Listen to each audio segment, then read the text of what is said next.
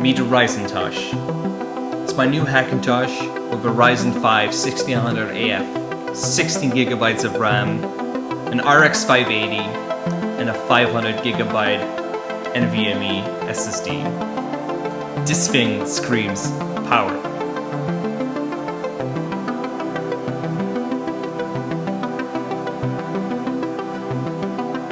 Why did you build one, you might ask? Especially now that Apple has announced their Apple Silicon. That is a very good question, viewer, and I'll come back to that very soon.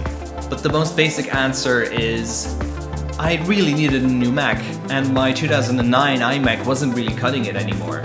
And Apple right now really doesn't offer the kind of Mac that I needed. Plus, I really didn't have the money for a new Mac. Ouch. Yada yada yada yada. I know, sad story, but how does it perform? Well, I'm glad you asked, because it knocks my 2009 iMac out of the park.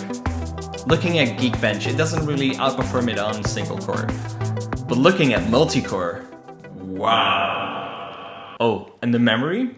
This computer is on fire. Compared to my 2009 iMac with a very low, measly clock speed, this thing just screams power. And it still might not look like much, but for me, in Logic, it really performs pretty well.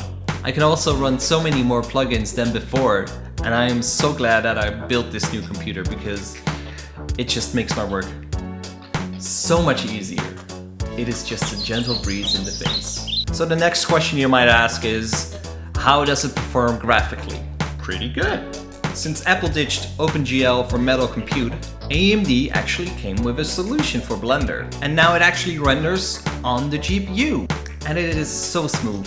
This Hackintosh is actually the first step in upping my production game. And I'm so happy with it. So now you might ask, sure, what are the pros and the cons? Should I build one? Should I wait? So let's start with the cons. Because those cons might actually decide for you if you want to do this or not. So the first big one is, of course, Big Sur and Apple Silicon. Now that Apple has announced their own silicon, the chance is very high that Hackintoshes might become obsolete in the future. And that is very sad news. But at the same time, Apple has always innovated and pushed forward new technologies. And I do actually think that other companies might come in pursuit. So we'll never know what the future is. But one thing is for sure. Apple Silicon is here, it is ARM-based, and macOS Big Sur is gonna be a pain in the butt for the Hackintosh community. So the second con is, of course, that you have to be careful with picking your hardware. Picking your hardware with a Hackintosh is just a very careful, very long task. And there are so many guides on them that it sometimes just becomes dizzying.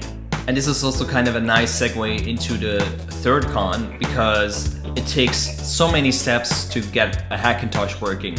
And if you don't do those steps correctly, it might just brick your whole computer. But now, of course, we get to the pros. And the first pro, of course, is once it works perfectly and it just screams power. There's no denying, there's no guides, but they can also help you a lot on your way.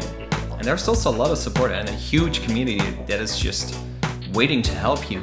People are just very supportive and they just want to help you finish your build. And of course, another pro is that it's cheap and it's user upgradable. This is kind of a thing that I've been missing from Apple in the past couple of years. I am somebody that likes tinkering with hardware, but also loves to upgrade their hardware. And sometimes you just don't want to buy a new Mac every single year. That is just not sustainable for some businesses. And it's especially not sustainable for me because I don't have the right amount of income at the moment. And I mean, I love Apple products, I love macOS, I love Logic Pro, I love Final Cut Pro, but the Apple ecosystem is just sometimes a bit too close-minded.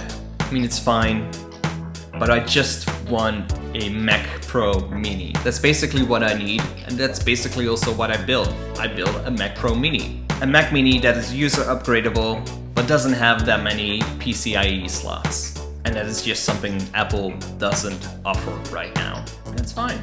So I hope you liked this content. If you did, give it a like, give it a thumbs up, subscribe, and excuse the quarantine hair. It's getting crazy up here, I know, but I haven't been able to find a barber that has space for me yet, so we'll have to deal with it.